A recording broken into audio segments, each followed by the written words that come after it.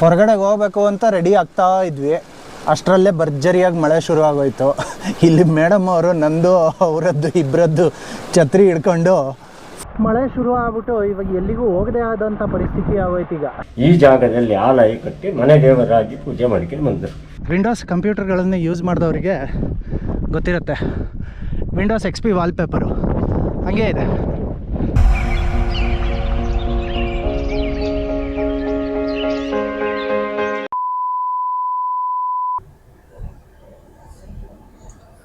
Good morning guys, welcome back to the channel. ಸ್ವಲ್ಪ ನನ್ನ ಮುಖ ಕಾಣಿಸ್ತಾ ಇಲ್ಲ, ತಡೀರಿ ಸನ್ ರೂಫ್ ತೆಕ್ಕತ್ತೀನಿ. ಈಗ good morning guys, welcome back to the channel. Morning ಅಂತಂತೂ ಹೇಳೋಕ್ಕಾಗಲ್ಲ, ಆಲ್ಮೋಸ್ಟ್ 12 ಗಂಟೆ ಆಗೋಗಿದೆ ಮಧ್ಯಾಹ್ನ. ನಾವು ಈಗ ಮೂಡಿಗೆರೆಯಿಂದ ಒಳ್ಳೆ ನಿದ್ದೆ ಆಯಿತು. ನಂದು ನಿನ್ನೆ ರಾತ್ರಿ ಹೋಗಿ 10 ಗಂಟೆ ಹೊತ್ತಿಗೆ ಮಲ್ಕೊಂಡವನು ಬೆಳಗ್ಗೆ 9 ಗಂಟೆ ತನಕ ನಿದ್ದೆ ಹೊಡೆದಿದ್ದೀನಿ. ಆ ಲೆವೆಲಿಗೆ ಸುಸ್ತಾಗಿ ಹೋಗಿತ್ತು. ಈಗ ಬೆಳಗ್ಗೆ ಎದ್ದು ಸ್ನಾನ ಎಲ್ಲ ಮುಗಿಸ್ಕೊಂಡು ಒಳ್ಳೆ ತಿಂಡಿ ಎಲ್ಲ ತಿನ್ಕೊಂಡು ಹೊರಟಿದ್ದೀವಿ. ಇವತ್ತು ನಾವು ಹೋಗ್ತಾ ಇರೋವಂಥ ಜಾಗ ದೇವರಮನೆ ಅಂತ.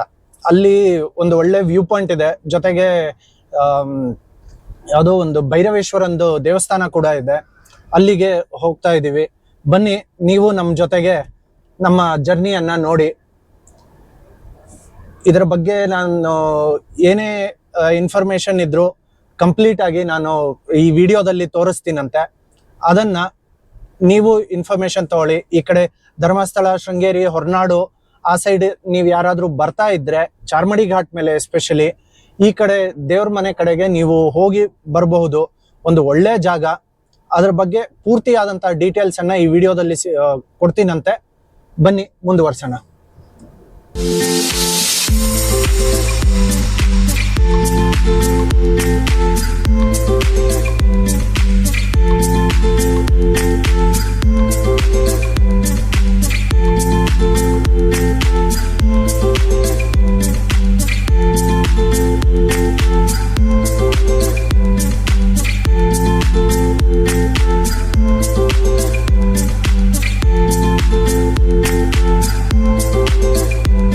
ನಮ್ಮ ಲಕ್ ನೋಡಿ ಏನು ಸೂಪರ್ ಆಗಿದೆ ಅಂತ. ದೇವ್ರ ಮನೆಗೆ ಜಸ್ಟ್ ರೀಚ್ ಆದ್ವಿ, ಮಳೆ ಶುರು ಆಯಿತು. ಇಲ್ಲಿ ಪಾರ್ಕಿಂಗಿಗೆ ಅಂದ್ಬಿಟ್ಟು 30 ರೂಪಾಯಿ ತಗೋತಾರೆ. ಅದನ್ನು ಕೊಟ್ಬಿಟ್ಟು ಮುಂದಕ್ಕೆ ಸಾಕ್ತಾ ಇದ್ದೀವಿ. ನಿಮಗಲ್ಲಿ ದೇವ್ರ ಮನೆ ಬೆಟ್ಟದ ಮೇಲೆ ಹೋಗ್ಬಿಟ್ಟು ಆಮೇಲೆ ಸೀನರಿ ತೋರಿಸೋಣ ಅಂತ ಇದ್ದೆ. ಬಟ್ ಈ ಮಲೆನಾಡಲ್ಲಿ ಬಂದು ಮಳೆಗಾಲದ ಒಳ್ಳೆ ವ್ಯೂ ಸಿಕ್ತು ಅಂತ ಅಂದ್ಕೂಡಲೇ ಇಲ್ಲೇ ಮತ್ತೆ ವಿಡಿಯೋ ಮಾಡೋಕ್ಕೆ ಶುರು ಮಾಡಿಬಿಟ್ಟೆ. ಒಂದು ಸೈಡ್ಗೆ ಹೋಗೋಕ್ಕೆ ಊಟದ ವ್ಯವಸ್ಥೆನೂ ಇದೆ, ಕ್ಯಾಂಟೀನು ಇದೆ. ಊಟದ ವ್ಯವಸ್ಥೆ ಅಂತಂದರೆ ಅದೇನೆ ಕ್ಯಾಂಟೀನಿನ ವ್ಯವಸ್ಥೆ. ದೇವಸ್ಥಾನದ ಊಟ ಏನೂ ಇಲ್ಲ.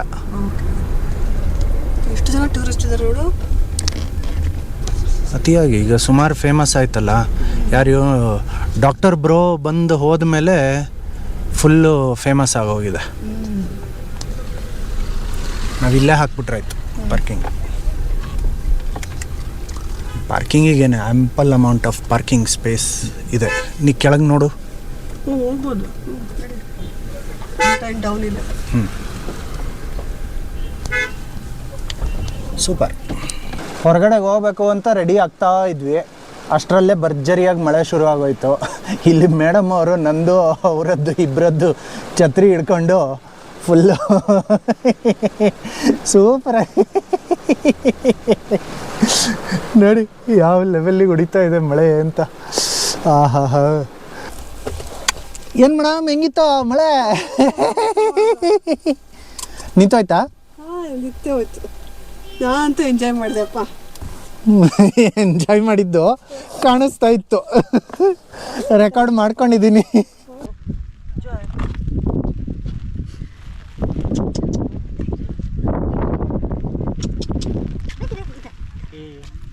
Say hello. Say hi. Hey, hi.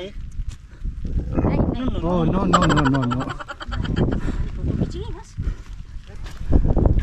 Oh.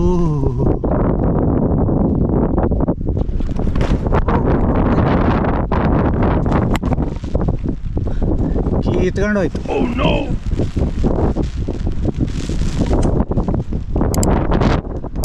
ಹೋಯ್ತು.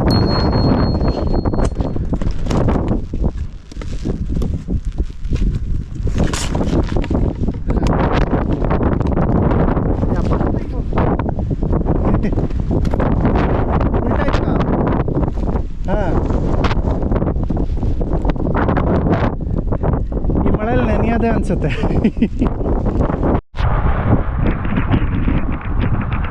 ಮಳೆ ಶುರು ಆಗ್ಬಿಟ್ಟು ಇವಾಗ ಎಲ್ಲಿಗೂ ಹೋಗದೆ ಆದಂಥ ಪರಿಸ್ಥಿತಿ ಆಗೋಯ್ತು. ಈಗ ಇಲ್ಲೇ ಇವಾಗ ಮಳೆಯಲ್ಲಿ ಸಿಕ್ಕಾಕೊಂಡ್ಬಿಟ್ಟು ನಿಂತಿದ್ದೀವಿ. ಗಾಳಿನೂ ಎರಾಬಿರಿ ಬರ್ತಾ ಇದೆ, ಮೇಲಕ್ಕೆ ಹೋಗೋಕ್ಕೆ ಆಗ್ತಾಯಿಲ್ಲ.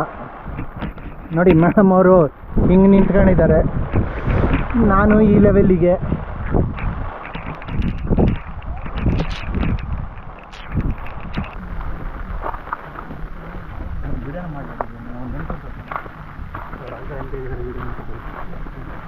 ಬರ್ತೀರಿ ಬಿಡ್ರಿ ಯೂಟ್ಯೂಬಲ್ಲಿ, ವಿನೂತನ ಅಂತ. ಹಾಂ, ಹಿಂಗೆ ಸೆಲ್ಫ್ ಪ್ರಮೋಷನ್. ಮಳೆಗಾಲದಲ್ಲಿ ಮಳೆ ಹುಡ್ಕೊಂಬಂದ್ಬಿಟ್ಟು ದೇವ್ರ ಮನೆ ವ್ಯೂ ಪಾಯಿಂಟ್ ಹತ್ರ ಬಂದಾಗ ಈ ಲೆವೆಲಿಗೆ ಮಳೆ ಬರುತ್ತೆ ಅಂತ ಅಂತೂ ನಾನು ಖಂಡಿತವಾಗ್ಲೂ ಅಂದ್ಕೊಂಡಿರಲಿಲ್ಲ. ಬಟ್ ಈ ಲೆವೆಲಿಗೆ ಮಳೆ ಬಂದಿದ್ದು ಒಂದು ರೀತಿ ಒಳ್ಳೆಯದು. ಮಳೆ ಹುಡುಕಾಟದಲ್ಲಿ ಬಂದಿದ್ದಕ್ಕೆ ಮಳೆ ಸಿಕ್ಕಿದೆ. ಆದರೆ ದೇವ್ರ ಮನೆ ವ್ಯೂ ಮಾತ್ರ ನಮಗೆ ಪ್ರಾಪರಾಗಿ ಸಿಗಲಿಲ್ಲ. ಅದನ್ನು ನಿಮಗೂ ತೋರಿಸ್ಬೇಕು ಅನ್ನೋದು ನನಗೆ ತುಂಬ ಆಸೆ ಆಗಿತ್ತು, ಬಟ್ ಅದು ನೋಡೋಕ್ಕಾಗಲಿಲ್ಲ. ಈಗ ಸದ್ಯಕ್ಕೆ ಅಲ್ಲಿ ಭೈರವೇಶ್ವರ ದೇವಸ್ಥಾನದ ಕಡೆಗೆ ಹೋಗ್ತಾ ಇದ್ದೀವಿ, ಅದನ್ನು ನೋಡೋಣಂತೆ ಬನ್ನಿ. ದೇವ್ರ ಮನೆಯ ಭೈರವೇಶ್ವರ ದೇವಸ್ಥಾನಕ್ಕೆ ಬಂದಿದ್ದೀವಿ. ಈ ರೀತಿ ಇದೆ ಸದ್ಯಕ್ಕೆ. ನೋಡಿ, ನಮ್ಮ ನೆಕ್ಸನನ್ನೇ ಇಲ್ಲಿ ನಿಲ್ಲಿಸಿದ್ದೀವಿ. ಎದುರುಗಡೆಗೆ ಒಂದು ಕೆರೆ ಕೂಡ ಇದೆ, ಆ ಕೆರೆನೂ ನೋಡ್ಲಿಕ್ಕೆ ಹೋಗ್ತೀವಿ. ಫಸ್ಟು ದೇವರ ದರ್ಶನ ಮಾಡಿಕೊಂಡು ನಂತರ ನಿಮಗೆ ಸಿಗ್ತೀವಿ.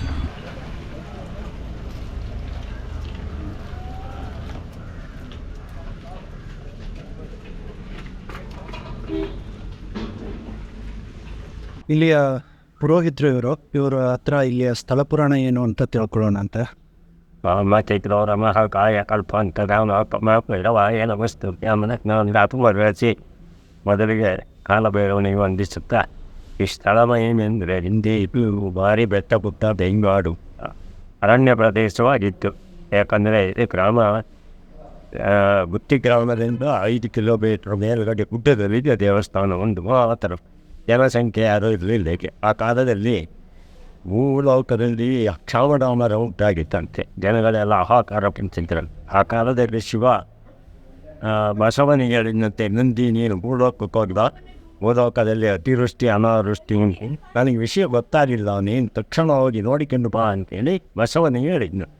ಬಸವ ಆಯಿತು ಅಂತ ಒಪ್ಪಿಕೊಂಡು ಆಮೇಲೆ ಅವನಿಗೊಂದು ಯೋಚನೆ ಬರ್ತಂತೆ. ಏನು ಅಂದರೆ, ಭೂಲೋಕದ ಒಡೆಯ ಶಿವ, ವಿಷಯ ಗೊತ್ತು, ದೃಷ್ಟಿ ಇಟ್ಟರೆ ಎಲ್ಲ ಗೊತ್ತಲ್ಲೇ ಗೊತ್ತಾಗ್ತದೆ, ಮತ್ತು ನನ್ನ ಯಾಕೆ ಹೋಗೋಕ್ಕೆ ಹೇಳ್ತಾರೆ, ನನ್ನ ಯಾಕೆ ಇವರು ಪರೀಕ್ಷೆ ಮಾಡೋದು, ನಾನು ಯಾಕೆ ಭೂಲೋಕಕ್ಕೆ ಹೋಗಲಿ, ಇನ್ನೊಂದು ಬರಲೇ ಇಲ್ಲ.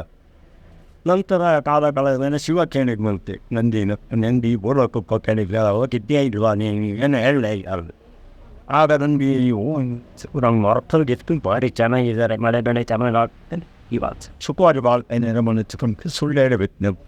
ಆಗ ಶಿವ ಹೇಳಿದಂತೆ, ಆಯಿತು ನೀನು ನೋಡಿ ಬಂದಿಯಲ್ಲ, ನಾನು ನೋಡಿ ಬರ್ತೀನಿ, ಆಮೇಲೆ ನಿನಗೆ ಏನು ಅನ್ನೋದು ಹೇಳ್ತೀನಿ, ಯಾರತ್ತ ಹೇಳಿ ನೀವು. ಆಗ ಬಸವ, ಬೇಡ ನೀರು ಯಾಕೆ ಹೋಗ್ತೀನಿ, ನೀವು ಒಂದು ನಾನು ಹೋದ್ರಂತೆ ಏರು ಬರ್ತವತ್ತು ಅಂತ ಡಾಕ್ಟರ್ ಯಾರು ಹೋದ್ರಂತೆ ಅಲ್ಲಿ ಯಥಾಸ್ಥಿತಿ ಹೇಳ್ತೀನಿ. ಆಯ್ತಾಯ್ತು, ನೀನು ಹೇಳಿದ ಒಳ್ಳೆಯದಾಯ್ತು, ನಾನು ಒಬ್ಬನೇ ಹೋಗೋದಿಲ್ಲ. ತನ್ನ ಒಂದು 21 ಭೂತಗಳೊಂದಿಗೆ ನಾನು ಪಶ್ಚಿಮ ಘಟ್ಟದ ಗುಡ್ಡಕ್ಕೆ ಹೋಗಿ ಬರ್ತೇನೆ ಅಂತೇಳಿ ಈ ದೇವಾಲಯದ ಒಂದು ಪರ್ವತದ ಮೇಲೆ ಅಲ್ಲಿ 21 ಭೂತಗಣಗಳೊಂದಿಗೆ ಶಿವ ಭೈರವ ರೂಪದಲ್ಲಿ ಬಂದು ಹೇಳಿದ್ನು.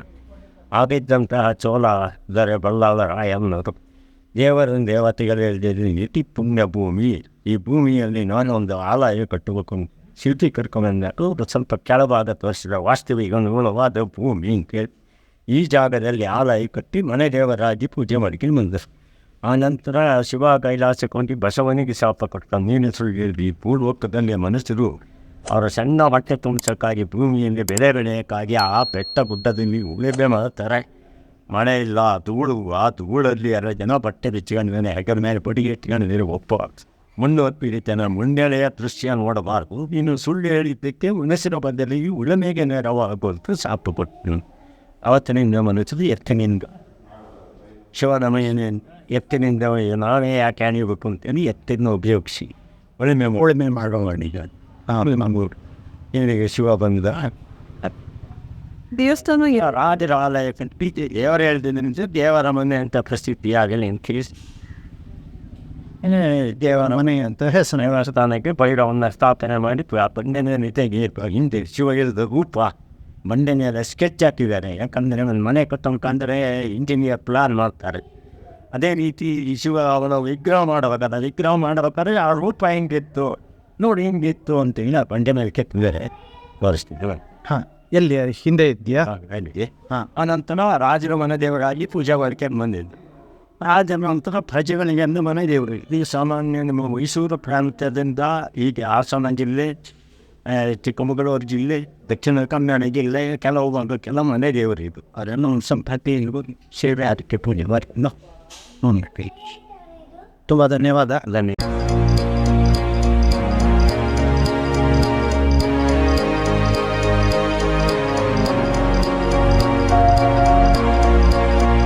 ಸದ್ಯಕ್ಕೆ ಇಲ್ಲಿ ಬಾವಿ ಹತ್ರ ಲಾಕ್ ಹಾಕಿದ್ದಾರೆ, ಒಳಗಡೆ ಹೋಗಿ ನೋಡ್ಲಿಕ್ಕಾಗೋದಿಲ್ಲ.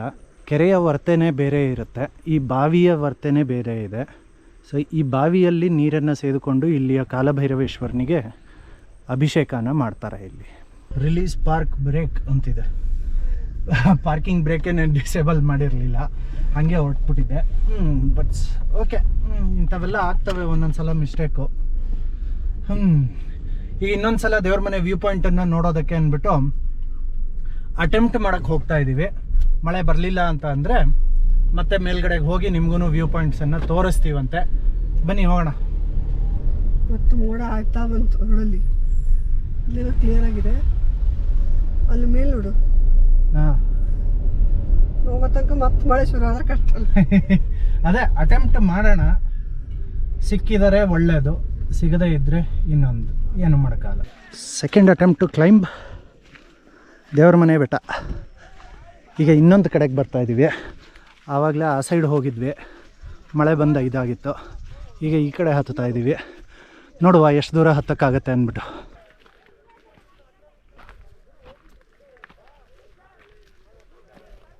ಅಲ್ಲಿ ಮೇಲಿಂದ ಅವ್ರು ಕೆಳಗಡೆ ಇಳಿತಾ ಇದ್ದಾರೆ. ನಿಮಗೆ ಸ್ಟೀಪ್ ಎಷ್ಟಿದೆ ಅಂತ ಗೊತ್ತಾಗ್ಬೋದು, ಒಂದು ಅಂದಾಜು ಸಿಗ್ಬೋದು. ಆ್ಯಕ್ಚುಲ್ ಇದು ಗೊತ್ತಾಗಲಿಲ್ಲ ಅಂದ್ರೂ.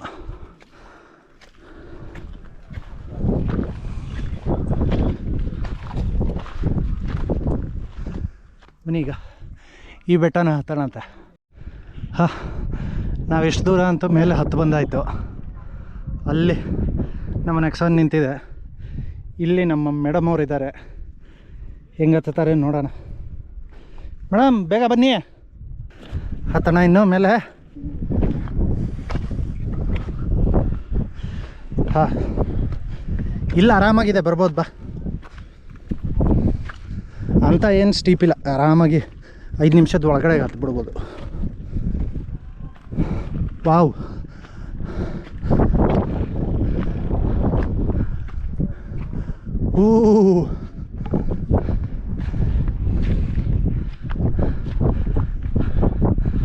ಅಮೇಝಿಂಗ್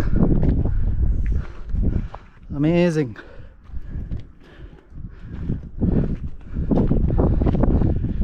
ಕಾಣಿಸ್ತಾ ಇರ್ಬೋದು ನಮ್ಮ ವಿಂಡೋಸ್ ಕಂಪ್ಯೂಟರ್ಗಳನ್ನು ಯೂಸ್ ಮಾಡಿದವರಿಗೆ ಗೊತ್ತಿರುತ್ತೆ. ವಿಂಡೋಸ್ XP ವಾಲ್ಪೇಪರು ಹಾಗೇ ಇದೆ.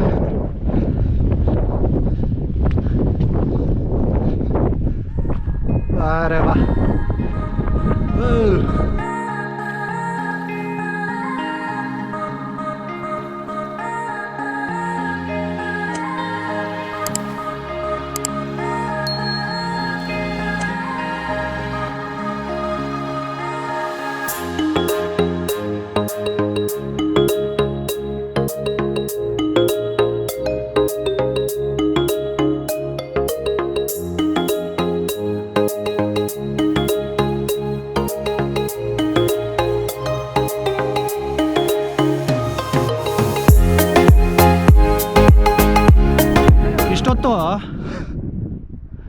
ಒಳ್ಳೆ ವ್ಯೂ ಇತ್ತು.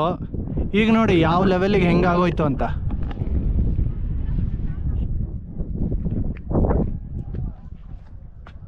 ಎರಡೇ ನಿಮಿಷ ಫುಲ್ ಕವರ್ ಆಗೋಯ್ತು. ಇಲ್ಲಿ ನಮ್ಮ ನೆಕ್ಸಾನ್ ಇದೆ ಎಲ್ಲೋ ಒಂದು ಕಡೆಗೆ, ಎಲ್ಲಿ ಅನ್ನೋದನ್ನು ರೆಕಗ್ನೈಸ್ ಮಾಡ್ತೀರಾ ಅಂತ ತಿಳಿಸಿ ಒಂಚೂರು. ಅಲ್ಲಿಂದ ಉರುಳ್ಕೊಂಬಂದ್ಬಿಡೆ. ಹಾಂ, ಹೆಂಗಿದ್ರು ದೇವ್ರ ಮನೆ, ದೇವ್ರಿಗೆ ಉರುಳು ಸೇವೆ ಮಾಡ್ಬಿಡು. ಮತ್ತು ಈಗ ಆಲ್ಮೋಸ್ಟ್ ಕೆಳಗಡೆ ಇಳಿದ್ಬಿಟ್ವಿ ನೋಡಿ. ಬೆಟ್ಟ ಅಲ್ಲಿ ನನ್ನ ಹಿಂದ್ಗಡೆಗಿದೆ, ಅಲ್ಲಿ ಮೇಲ್ಗಡೆಗೆ ಹೋಗಿದ್ದು. ಅಲ್ಲ, ಇಂಥ ಮಲೆನಾಡಲ್ಲೂ ಇಷ್ಟೆಲ್ಲ ಸುತ್ತಾಡ್ಬಿಟ್ಟು ಒಂದು ಉಂಬಳ ಹತ್ತಲಿಲ್ವಲ್ಲ? ಇಲ್ಲೆಲ್ಲ ಉಂಬಳ ಹತ್ತಲ್ಲ, ತೋಟದ ಜಾಗ ಬರೀ ಮಣ್ಣು ಕಳೆ ಸಿಗ್ತಲ್ಲ.